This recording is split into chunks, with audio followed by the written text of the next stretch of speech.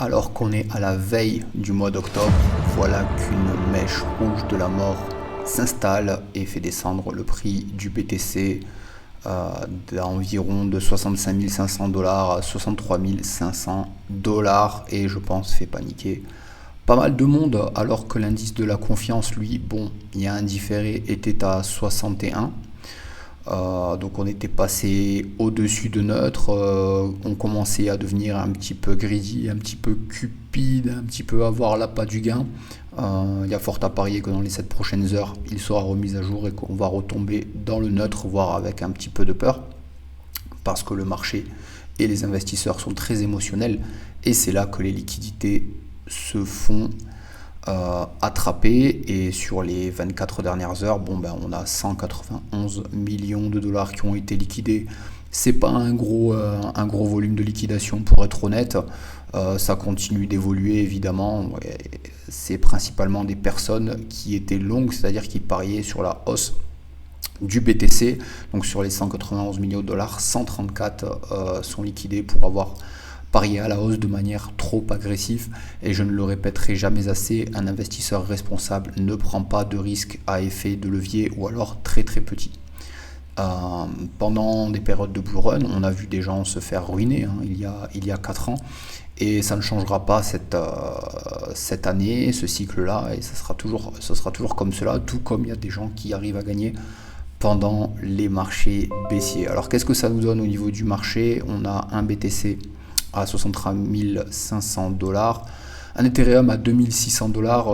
Voilà, ça avait baissé, ça a fait paniquer des gens parce que sur la dernière année, la fondation Ethereum aurait vendu dans les 10 millions de dollars, mais comprenez bien que sur une capitalisation qui pèse 314 milliards, 10 millions, ça représente absolument une très petite fraction. Le BNB qui réagit bien, et c'est toujours le même narratif qui surperforme avec un BitTensor qui avait touché dans les dernières heures les 600 dollars, qui a recorrigé après suite à la baisse du BTC. Mais on va regarder le graphique sur les 24 dernières heures. On peut voir qu'ici la ligne des 600 dollars a été touchée plusieurs fois avant de redescendre à 580. Je vois passer des posts sur Twitter, c'était pas mon analyse, mais je vois des gens qui sont hyper bullish, 10 000 dollars sur le BitTensor, 20 000 dollars sur le BitTensor sur ce cycle-là. Moi, dans un scénario bullish et appuyé, argumenté avec des statistiques, j'étais monté à 4500 dollars environ. Je vous invite à revoir la vidéo sur la chaîne La Circum de l'analyse du BitTensor pour voir comment moi j'arrive à attraper 4500 dollars. Dans mon scénario le plus optimiste, après il y avait du 1000 dollars dans le très raisonnable, et entre 1000, je crois que c'était vers les 3000 dollars dans un scénario bullish traditionnel. Cependant, ce mois de septembre qu'on appelle Rectember, pour les nombres de fois où il a été baissier, cependant ça se porte pas trop mal, 8% sur septembre. On s'apprête à clôturer la mèche mensuelle dans quelques heures. Et sur le graphique du Bitcoin, vous voyez, la ligne rouge ici représente le prix moyen sur 200 jours.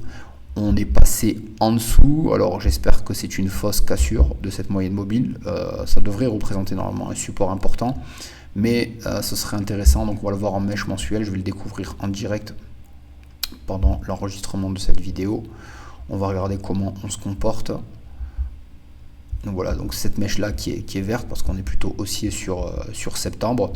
Ben voilà, on est au-dessus des moyennes mobiles 50 et 100 jours, 50 et 100 périodes. J'ai pas la moyenne des 200 périodes parce que tout simplement on n'a pas assez d'historique sur le BTC. Mais bon, c'est pas trop mal, ça se comporte pas trop mal. On voit qu'on est au-dessus des dernières des clôtures des derniers all-time high, qui est all-time high, c'est-à-dire les plus hauts historiques à 63 600 dollars, et les all-time high historiques étaient plutôt à 61 000 en clôture. Les all-time high absolus, c'était plutôt 68 000, 69 000 dollars. Bon, moi je pense que en revenant sur le journalier qu'on va remettre par ici, c'est important de redépasser la moyenne mobile à 200 jours. J'en avais vanté les bénéfices sur la dernière vidéo, en pensant qu'ensuite la prochaine résistance qui nous attendait, donc c'était les 73 800 $ pour ensuite réellement commencer une phase accélérée du marché haussier. Mais bon voilà, on repasse légèrement en dessous, ça reste quand même septembre, faut quand même pas déconner. Et en octobre, qu'on appelle Uptober, donc up, même pour les moins anglophones d'entre vous, vous savez que ça va vers le haut. Traditionnellement, octobre, on va reprendre le retour sur investissement mensuel. Octobre, généralement, c'est bon. Et durant une élection, octobre, novembre, décembre, c'est toujours positif. Donc, on espère que ça va ramener tout ça vers le haut. Au niveau des informations, on va regarder un petit peu ce qui se dit. La vente de NFT plonge dans son plus bas niveau depuis 2021. Est-ce que ça rebondira? Je le pense. Je pense que les NFT ont encore de l'avenir. Quelle info encore peut retenir mon attention? Il y a des gens qui pensent qu'on va faire un nouveau plus haut historique en octobre. Nous verrons bien. Franchement, au niveau du temps, je ne suis pas du tout un expert de l'analyse des données temporelles. CZ, bah oui, le fondateur de Binance est maintenant libre. Caroline Ellison, c'était la présidente de la société de trading qui était affiliée avec FTX. Qu'est-ce qu'elle a? Donc elle va recevoir la décision de la sentence, de combien de temps elle va passer en prison. Ok, bon, pas mal de choses, hein, pas mal de nouvelles. Ok, Elon Musk au Brésil, ok. Et pourquoi le prix du Bitcoin va en bas aujourd'hui? C'est les ETF, hein, c'est BlackRock qui vend massivement. Les ETF, c'était peut-être une bonne nouvelle au début, mais je pense que maintenant le prix va être clairement manipulé. Donc on va voir à quel point ça va altérer le stock to flow model. En tout cas, je ne l'espère pas, parce que si on suit le stock to flow model, on pourrait arriver à un BTC à dans les 5 000, 700 000, 800 000 $, ce serait vraiment absolument exceptionnel. Et là, on voit encore le CEO de CleanSpark, que je ne connaissais pas honnêtement, prévoit un BTC à 200 000 $. Donc on voit qu'il y a quand même des sentiments bullish, hein. Donc voilà, Fondation Ethereum qui aurait vendu 10 millions de $, je l'ai dit, sur la dernière année.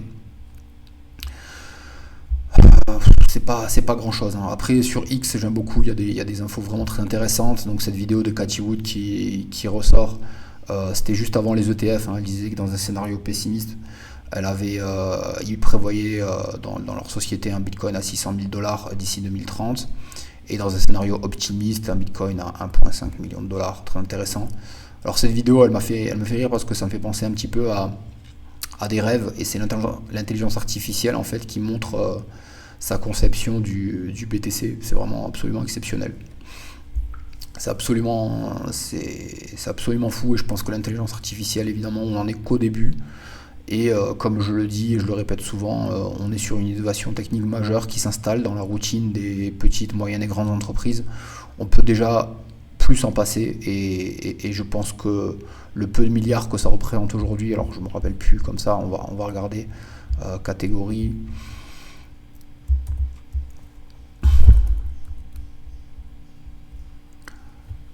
Ça pèse que 30 milliards. Ça pèse que 30 milliards, je pense qu'il y a au moins x10 à faire sur l'intelligence artificielle. Ouais, et je pense que ça se fera, hein, avec des projets intéressants comme le Tao, que j'aime beaucoup, qui est le leader de l'intelligence artificielle décentralisée, et son subnet, le IT. Moi je pense que si tout le narratif est x10, je pense que eux deux ils peuvent faire au moins x10, voire pour le Tao, et x20 pour le AIT. Mais bon, ça pareil, il faut aller voir les analyses que j'ai faites. Il y a une playlist analyse de crypto-monnaie, et vous retrouverez l'analyse du AIT et du Tao. CZ qui disait Go Moon, GM, ça veut dire Go Moon. Voilà, les repas étaient bons, et on avait le luxe d'avoir plus de 1 fruit par jour. I know some of you may have a lot of questions. Ouais, je sais que bon nombre d'entre vous ont de nombreuses questions. Il va y répondre. Laissez-moi juste me reposer un petit peu, et comprendre les prochaines étapes. Il y a toujours plus d'opportunités dans le futur que dans le passé. Mais je suis bête, il y a la fonction de traduction normalement. Ça va aller plus vite comme ça. Ah, je l'ai pas. Bon. c'est pas grave, donc je vais traduire avec mon anglais scolaire. J'en étais où? Donc il y a toujours plus d'opportunités. Je veux remercier tout le monde pour votre support, vos encouragements, votre sympathie. Ça signifie beaucoup pour moi et ça m'a permis de rester fort dans les moments les plus difficiles. Voilà, a few quick updates. Ok, donc il a enrichi son post un peu plus tard. Google Academy has been going well. Voilà, la Google Academy, je sais pas ce que c'est. C'est peut-être un truc en rapport avec Binance. Elle s'est bien comportée. Il va continuer d'investir dans tout ce qui est blockchain, technologie décentralisée, intelligence artificielle et la biotech. Alors ça, je pense que c'est un prochain narratif à voir parce que juste avant d'aller en prison, il disait qu'il investissait dans la biotech et qu'il regardait comment en fait il pouvait mettre cela, comment faire fusionner cela avec les crypto-monnaies et la blockchain. Donc je pense que ça, il faut vraiment le suivre. Voilà, je suis un investisseur long terme, who care about the impact, qui se soucie des impacts et non des retours, donc je pense des retours sur investissement.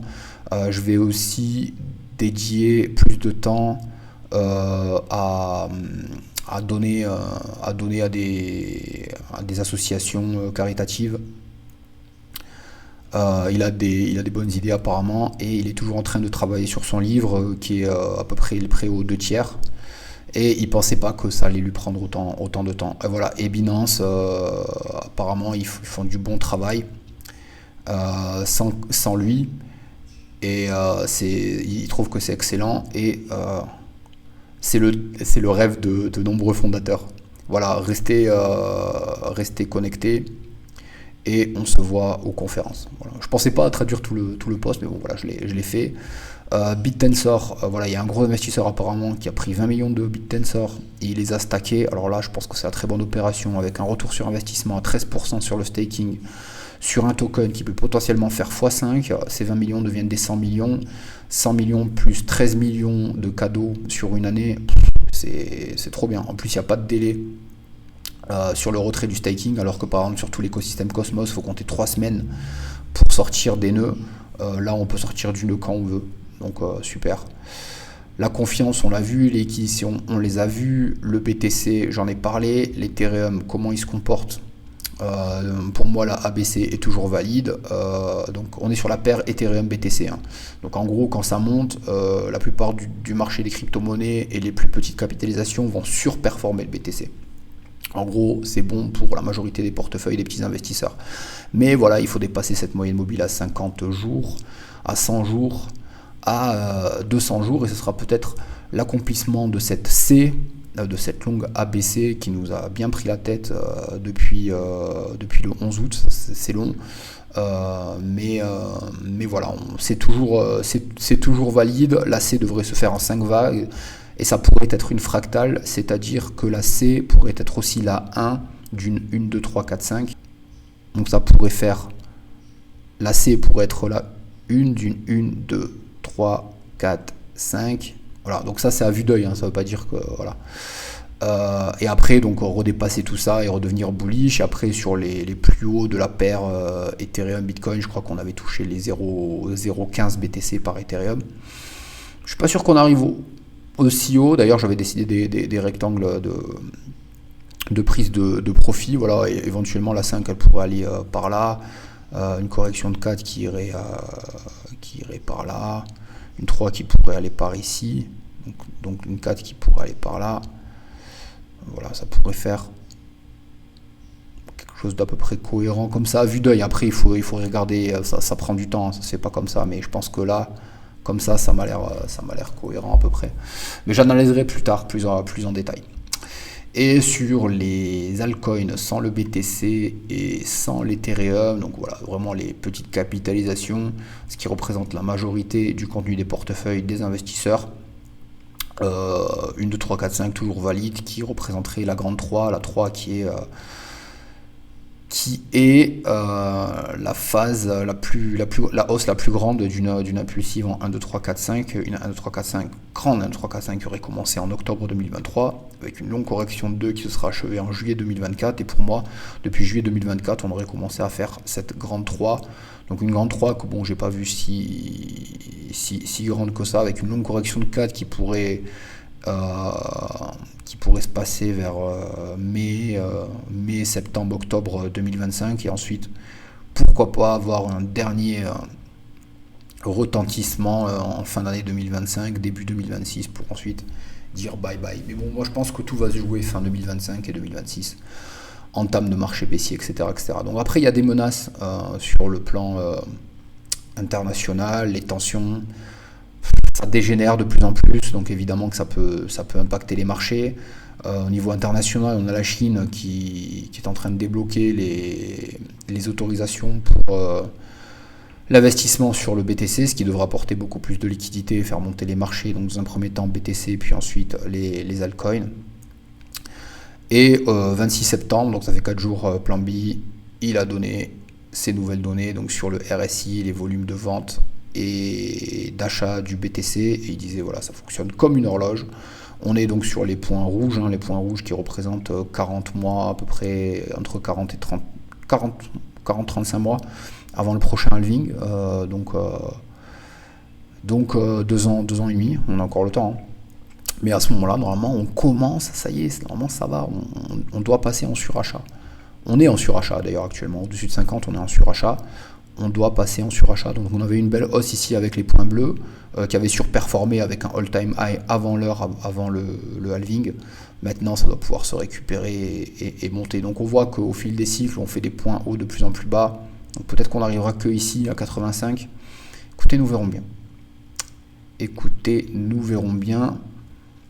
Cela dit, suivez votre plan, restez fort, n'abandonnez pas, ne prenez pas de risques inconsidérés, et c'est comme ça que se trouve le succès. Et je vous dis à très bientôt.